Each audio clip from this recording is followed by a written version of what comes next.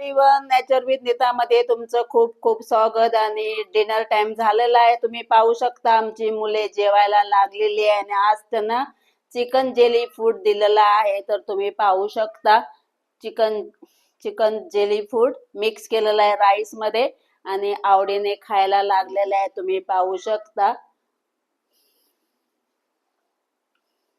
तर चला तर मोठ्या माणसाजवळ जाऊया. तर मोठ्या मुलांना पण जेवण दिलेलं आहे. तुम्ही पाहू शकता छान असं जेवायला लागलेलं आहे आणि तुम्ही पाहू शकता आवडीने खायला लागलेले आहेत सर्व माणसं, लहान मुलांपासून ते मोठ्यापर्यंत. आणि माऊ चाललेली आहे. माऊचं मध्येच काहीतरी झालेलं आहे तुम्ही पाहू शकता. आणि माऊ जेवणावरून उठून गेलेली आहे.